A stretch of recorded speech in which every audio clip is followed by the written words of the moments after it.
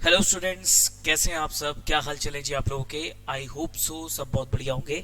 चलिए जी, तो मैं उम्मीद करता हूं आप लोग अपनी सी इंटर एडवांस अकाउंट्स मे 24 अटेम्प्ट के लिए प्रिपरेशन कर चुके होंगे। रिवीजन अब आप लोगों की चल रही होगी, और जो बच्चे ट्रांजिशन फेज में हैं वो अपनी साथ साथ प्रिपरेशन भी कर रहे होंगे। ठीक है जी। अब इस वीडियो में मैं आपको बताने वाला हूं कि आप लोगों का जो मे 24 अटेम्प्ट में पहली बार न्यू कोर्स में एडवांस अकाउंट्स का पेपर होने वाला है, उसका एक्सपेक्टेड पेपर पैटर्न क्या रहने वाला है, प्लस एक मैं आपको एबीसी एनालिसिस भी दूंगा। वीडियो पूरी अंत तक देखना, और एंड में एक बहुत ही इंपॉर्टेंट इंफॉर्मेशन मैं आप लोगों के साथ शेयर करूंगा about my upcoming revision batch, जो एक बहुत ही बढ़िया आपके साथ इंफॉर्मेशन शेयर करूंगा। वीडियो में एंड तक बने रहना, पूरी वीडियो ध्यान से सुनना। आपके माइंड में पेन पेपर लेके बैठना कि आपके माइंड में भाई चल रहा होगा कि पेपर पैटर्न किस टाइप का हो सकता है, क्या क्या बहुत सारे अकाउंटिंग स्टैंडर्ड्स हमें पढ़ने हैं, तो सर क्या क्या इंपॉर्टेंट अकाउंटिंग स्टैंडर्ड्स हैं, क्या थोड़े से बी कैटेगरी के हैं, क्या थोड़े से लीस्ट इंपॉर्टेंट कैटेगरी के हैं, ये मैं आपको बता रहा हूं। देखो, सारी चीज मैं आपको पहले डिस्क्लेमर दे देता हूं, this is expected paper pattern. ऐसा होगा नहीं होगा आई कांट से। अभी इंस्टीट्यूट का एक मॉक टेस्ट आएगा, अभी इंस्टीट्यूट एक एमटीबी रिलीज करेगा, उससे ज्यादा मुझे क्लैरिटी मिलेगी। लेकिन अभी एमटीबी रिलीज नहीं हुआ, लेकिन हाँ, इंस्टीट्यूट ने आरटीबी रिलीज कर दिया है, और आरटीबी में कुछ नहीं है। जो पहले वो आरटीबी में क्वेश्चंस डाला करते थे, उसी टाइप के ही क्वेश्चंस इन्होंने अब डाले हैं। तो आरटीबी में कोई एज सच कोई बहुत बड़ी चीज मुझे देखने को नहीं मिली है। एमटीबी जब आएगा इंस्टीट्यूट का, वहां से आइडिया मिल सकता है कि पेपर पैटर्न किस टाइप का हो सकता है। लेकिन स्टिल एक थोड़ा सा मैंने एक रफ आइडिया लिया है कि पेपर पैटर्न किस टाइप का हो सकता है, और एक एबीसी मैं आपको बना के दे रहा हूं, तो ध्यान से सुनते चले आना। और ये जो स्ट्रेटजी है, ये आपको मदद करेगी कि किस तरीके से आप एडवांस अकाउंट्स में हाई स्कोर कर पाओगे। ठीक है जी, ध्यान से सुनो। जैसा कि आप लोगों को अच्छे से पता है कि आपके एमसीक्यूज आने हैं, एमसीक्यूज आने हैं 30 नंबर के। तो मेरे हिसाब से जो सेक्शन नंबर ए रखेंगे पेपर में, वो 30 नंबर का एमसीक्यू रखेंगे, जिसको वो क्वेश्चन नंबर 1 रखेंगे, और इसे कंपलसरी रख देंगे। ऑब्वियसली सर एमसीक्यूज है, कंपलसरी आपके होंगे ही होंगे, करना ही होगा आपको। ठीक है। अब एमसीक्यूज में भी ना कुछ चीजें आती हैं, जैसे कुछ जनरल एमसीक्यूज होते हैं, कुछ आपके केस स्टडी बेस्ड एमसीक्यूज होते हैं।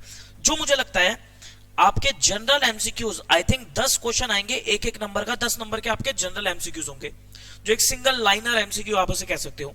और 10 नंबर के आपके केस स्टडी बेस्ड या केस सिनेरियो बेस्ड एमसीक्यू रहेंगे, क्योंकि इंस्टीट्यूट ने पहले क्लियर कर दिया था कि हर सब्जेक्ट में एमसीक्यूज रहेंगे, और वो case study based, case scenario based भी रहेंगे। तो जो केस बेस्ड एमसीक्यूज हैं या केस सिनेरियो बेस्ड, मतलब पूरा केस दे देगा, उसके ऊपर आपको एमसीक्यू सॉल्व करने होंगे, तो वो आपके लगभग 10 नंबर के होंगे। इसमें आई थिंक 5 क्वेश्चन हो सकते हैं ऑफ 2 मार्क्स ईच, क्योंकि केस स्टडी बेस्ड थोड़ा टाइम कंज्यूमिंग होता है, तो वो आई थिंक 2-2 नंबर का एक एमसीक्यू भी रख सकता है। तो ये तो आपका एमसीक्यूज रहेगा। उसके बाद सेक्शन नंबर बी जो है, जो आपका डिस्क्रिप्टिव पार्ट है, डिस्क्रिप्टिव पार्ट है, इसमें कुछ इस तरीके से है। क्वेश्चन नंबर 2, 3, 4, 5, 6, 7, इनमें से कोई भी आपको 1, 2, 3, 4, 5, 6 में से आपको 5 क्वेश्चन करने हैं। हर एक क्वेश्चन 14 मार्क्स का है। अच्छा, इसमें ऐसा भी हो सकता है कि जो क्वेश्चन नंबर 2 है, या सेक्शन बी का क्वेश्चन नंबर 1 कह लो, ये इंस्टीट्यूट बोल दे कि ये तो कंपलसरी है, जैसा पहले हुआ करता था कि ये तो कंपलसरी है, और बाकी 3, 4, 5, 6, 7 इन 5 में से कोई भी आपको 4 पार्ट करने हो, ऐसा भी हो सकता है। या फिर ऐसा भी हो सकता है कि इन 6 में से आपको कोई भी 5 पार्ट करने हो। इसका आई कांट से, बट मुझे हाई चांस लग रहे हैं कि क्वेश्चन नंबर 2 को वो बोल देगा कंपलसरी। वो ना ऐसे बनाएगा पेपर, सेक्शन नंबर ए को एमसीक्यू को अलग किया, और सेक्शन नंबर बी बिल्कुल अलग किया। तो सेक्शन नंबर बी डालेगा तो फिर वो 2, 3, 4 नहीं डालेगा, वो डालेगा 1, 2, 3, 4, 5, 6। तो 1 को कंपलसरी कर देगा, फिर 2, 3, 4, 5, 6 में से आपको कोई भी 4 क्वेश्चन करने को देगा। अच्छा, जो पहला क्वेश्चन होगा, चाहे वो कंपलसरी हो या ना हो, वो हाई चांस है एएस का होगा, जिसमें आपके, अब देखो, हर एक क्वेश्चन 14 मार्क्स का रहेगा, तो एएस में आपके 5, 5 और 4 नंबर के 3 क्वेश्चन वो पूछ सकता है अकाउंटिंग स्टैंडर्ड्स के, 5, 5 और 4 मार्क्स के। तो ये आपका ओनली एएस का मुझे क्वेश्चन लगता है। उसके बाद 3, 4, 5, 6, ये जो 4 क्वेश्चन है, ये जो 4 क्वेश्चन है, और एक 7वां क्वेश्चन। देखो, 7वां भी मुझे लगता है कि अकाउंटिंग स्टैंडर्ड बेस्ड क्वेश्चन होगा, क्योंकि देखो अकाउंटिंग स्टैंडर्ड काफी सारे हैं आपके एग्जाम में, आपके सिलेबस में अकाउंटिंग स्टैंडर्ड काफी सारे हैं। तो अगेन आपके एमसीक्यू, अपना जो क्वेश्चन नंबर 7 होगा, 5, 5, 4 नंबर के एमसीक्यू अपना अकाउंटिंग स्टैंडर्ड हो गए। तो ये आपका मुझे लगता है 14 मार्क्स का इधर पूरा एएस, और 14 मार्क्स का इधर पूरा एएस, 28 नंबर का तो ये एएस पक्के हो गए आपके। उसके बाद थोड़े बहुत क्वेश्चंस मैंने और एएस के डाले हैं, प्लस उसमें चैप्टर्स भी डाले हैं। अब ये जो क्वेश्चन नंबर 3, 4, 5, 6 है ना, इन 4 में से एक क्वेश्चन तो आपका 14 मार्क्स का पूरा चांस है। अमेलगमेशन या इंटरनल रिकंस्ट्रक्शन में पूछा जाएगा। बड़ा टॉपिक है, बड़ा टॉपिक है, इजी है, स्कोरिंग है। तो अमेलगमेशन और इंटरनल या अमेलगमेशन या इंटरनल किसी का भी एक 14 मार्क्स का क्वेश्चन आ सकता है, चाहे तो अमेलगमेशन का आ जाए चाहे इंटरनल रिकंस्ट्रक्शन का आ जाए। ओके, एक क्वेश्चन जो इन्होंने ब्रांच उठाया हुआ है पुराने ग्रुप 1 अकाउंट से, तो 10 नंबर का पूरा पूरा चांस है ब्रांच का क्वेश्चन आ सकता है। पहले भी आता था, अभी भी आएगा 10 नंबर का एक ब्रांच का क्वेश्चन, और इसके साथ 4 नंबर का ये अकाउंटिंग स्टैंडर्ड का क्वेश्चन डाल सकते हैं। ठीक है, तो एक एएस आपका यहां आ गया, एक एएस आपका यहां पर आ गया। उसके बाद एक क्वेश्चन 14 मार्क्स का कंसोलिडेशन से आ सकता है। कंसोलिडेशन आपका एएस 21 ये आपके कोर्स में है, पूरा पूरा इन डेप्थ चैप्टर है आपका पूरा। तो ये कंसोलिडेशन का हाई चांस है कि आपका एक 14 मार्क्स का क्वेश्चन कंसोलिडेशन से बनेगा। ये बड़े बड़े क्वेश्चन है, अमेलगमेशन हो गया, इंटरनल हो गया, कंसोलिडेशन हो गया। उसके बाद एक क्वेश्चन, इसमें मुझे अभी कंफ्यूजन है, इसमें ऐसा भी हो सकता है कि 5 5 4 पूछ ले। 5 5 4 अगर पूछता है तो इसमें ये डाल सकते हैं, बायबैक का क्वेश्चन आ सकता है, एक आपका इन्वेस्टमेंट अकाउंटिंग है एएस 13 है उसका क्वेश्चन आ सकता है, और एक कोई और एएस का क्वेश्चन आ सकता है। या फिर वो 10+4 पूछ ले, 10 में आपका फाइनेंशियल स्टेटमेंट या कैश फ्लो का क्वेश्चन आ सकता है, और एक 4 नंबर में आपका अकाउंटिंग स्टैंडर्ड का क्वेश्चन आ सकता है। ठीक है, तो ये मेरे हिसाब से आपका एक्सपेक्टेड पेपर पैटर्न रह सकता है। अब होगा क्या नहीं होगा आई कांट से, बट मेरे हिसाब से ये हो सकता है। तो अगर मैं इसी को टोटल करके चलूं, इसी को टोटल करके चलूं, तो आपका 28 और 4 32 और 4 36, लगभग 36 मार्क्स के एएस तो मैंने यहां पर डाल दिया आपके 70 में से। मतलब आप 70 में से, आप कह सकते हो 70 में से 50% आपके एएस है। फिर आपके एमसीक्यूज में भी एएस के ही चांसेस थोड़े ज्यादा ही हैं। ठीक है, तो आप 36 में से, मतलब 36 नंबर के हो गया, और जो 30 नंबर के एमसीक्यूज हैं इसमें नाना चाहते हुए भी सर 20 नंबर के एमसीक्यूज तो एएस बेस्ड ही होंगे। तो आप कह सकते हो कि सर 55 to 60 मार्क्स का जो पेपर है ये ओनली स्टैंडर्ड बेस्ड है। इसमें मैंने कंसोलिडेशन को स्टैंडर्ड का पार्ट नहीं बनाया। अगर मैं कंसोलिडेशन भी डाल देता हूं, कंसोलिडेशन को भी स्टैंडर्ड डाल देता हूं, तो 70 नंबर पहुंच जाएगा फिर वो। ठीक है, अपार्ट फ्रॉम कंसोलिडेशन आप कह सकते हो 55 to 60 मार्क्स, 55 to 60 मार्क्स आपके किसके हैं, अकाउंटिंग स्टैंडर्ड के हैं, एक्सेप्ट कंसोलिडेशन। ठीक है, ये आपको मैंने बता दिया किस तरीके से। ठीक है, ये आई थिंक पेपर पैटर्न आपका हो सकता है। ठीक है, आई होप ये क्लियर हुआ होगा। अगर आपने इसे नोट नहीं किया तो या तो इसकी फोटो ले लो या वीडियो को बाद में देखना, इसको नोट जरूर कर लेना, अपने पास कहीं लिख कर रख लो इसे। ठीक है, उसके बाद आप लोगों का एक सेकंड बस। अब आता है सर एबीसी बता दो। एबीसी देखो, एबीसी का मतलब ये नहीं होता कि सर जो ए वाले हैं वही एग्जाम में आएंगे, सी वाले नहीं आएंगे। एबीसी होता है प्रिपरेशन के हिसाब से कि पहले आपको ए कैटेगरी पक्की करनी चाहिए, फिर बी पे आना चाहिए, फिर सी पे आना चाहिए। ये एबीसी होती है कि पहले ए कैटेगरी पक्की कर लो, फिर बी कर लो, फिर सी कर लो। ठीक है, जैसे अगर मैं ए कैटेगरी की बात करूं तो ए कैटेगरी में मैंने आपका amalgamation, internal reconstruction A category है, हाईली इंपॉर्टेंट है, इजी है, स्कोरिंग है, कर सकते हो, थोड़ा बड़ा है पर। ब्रांच कंफर्म है क्वेश्चन आएगा ही आएगा। बायबैक पूरे चांस रहते हैं एग्जाम में क्वेश्चन आने के। तो ये मैंने ए कैटेगरी में चैप्टर्स डाल दिए। अब कुछ अकाउंटिंग स्टैंडर्ड है ए कैटेगरी के, जैसे AS1 disclosure of accounting policy, AS7 construction contracts, AS9 revenue recognition, AS10 PPE, AS11 forex वाला standard, 16 borrowing cost, 20 EPS, 26 intangible assets और 22 आपका टैक्सेस ऑन इनकम वाला। ये मुझे लगता है ए कैटेगरी के मोस्ट इंपॉर्टेंट स्टैंडर्ड है जो एग्जाम में काफी पूछे जाते हैं। देखो एएस के नंबर ऑफ क्वेश्चंस अगर आप देखो तो कितने बनते हैं, 1 2 3 4 5 6 7 8, लगभग 8 क्वेश्चंस आएंगे। अब देखो स्टैंडर्ड बहुत सारे हैं, क्वेश्चन आने हैं लगभग 8 से 10 क्वेश्चन आप पकड़ के चलो कि अगर 8 क्वेश्चन भी आते हैं तो सर एबीसी एक हमें पता लग जाएगा, तो हमारे थोड़ा चांसेस अच्छे हो जाएंगे कि हम किस तरीके से तैयार करके चले। यह हो गया आपका most important area, most important area.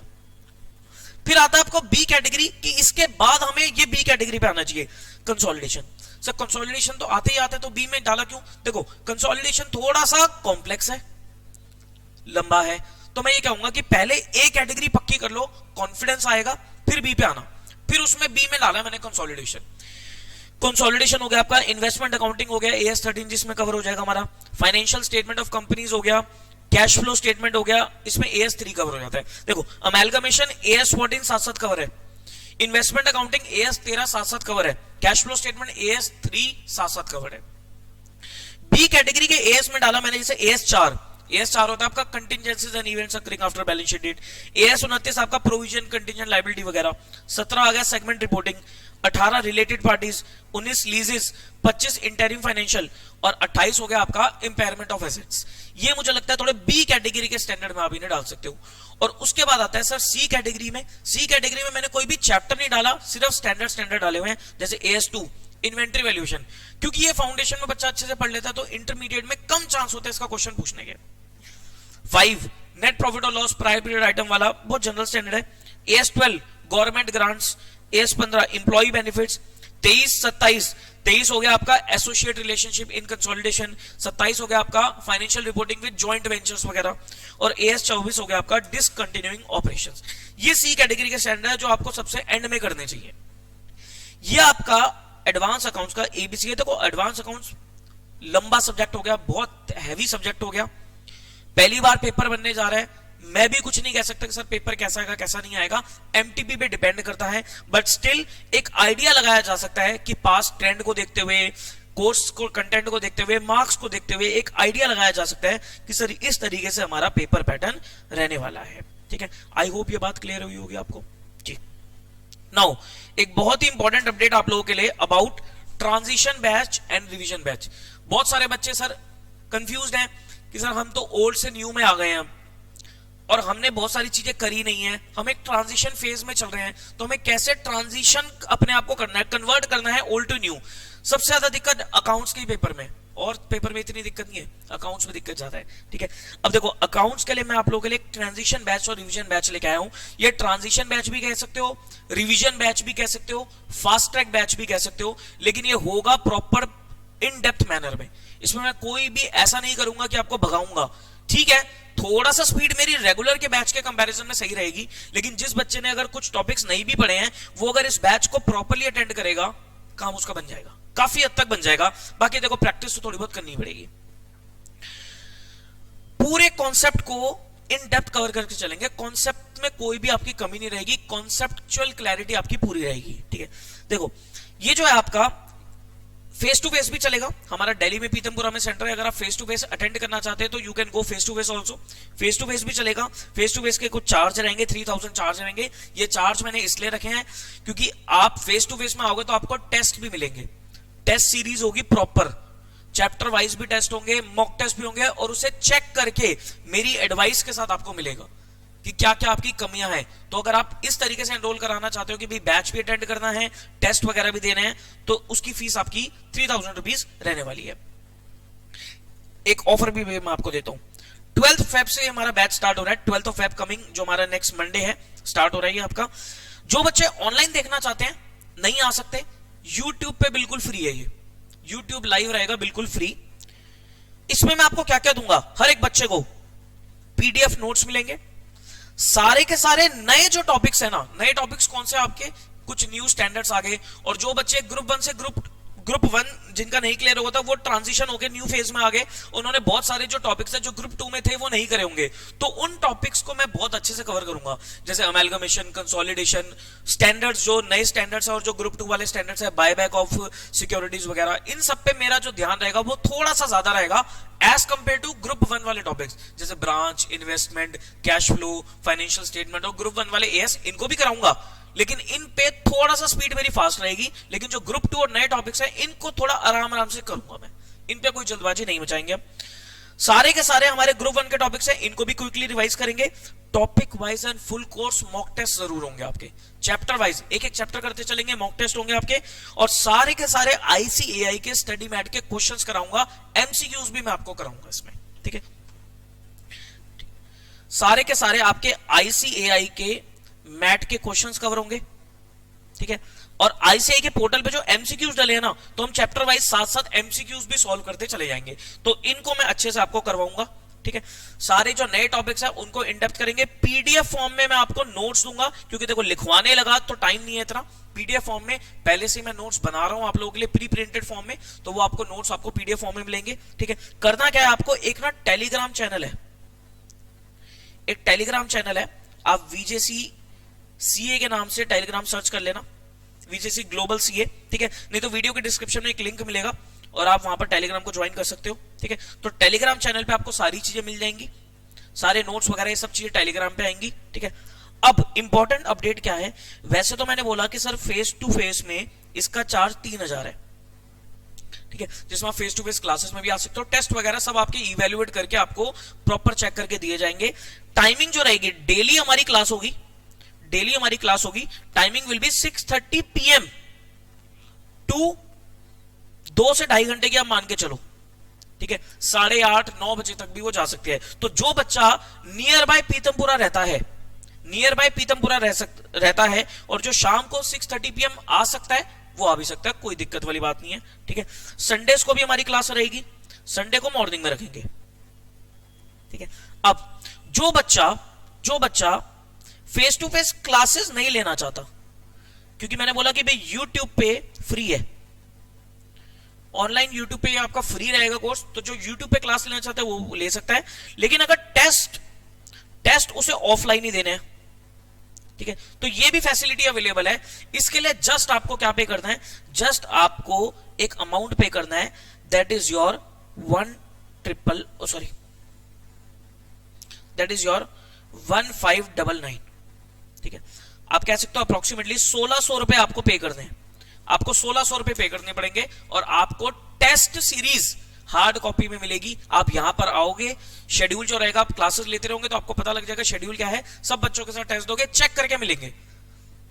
अगर आपको क्लासेस ऑनलाइन चाहिए और टेस्ट आपको ऑफलाइन आके देना है तो आप ये भी ऑप्ट कर सकते हो। मैं एक बार दोबारा समराइज कर देता हूं, हमारा जो 12th ऑफ फेब से एक फास्टैग बैच कह लो, रिवीजन बैच कह लो, ट्रांजिशन बैच कह लो, वो हमारा 12th ऑफ फेब से शाम को 6:30 बजे शुरू होगा। ये फ्री रहेगा हमारा यूट्यूब पे, डेली क्लास होगी।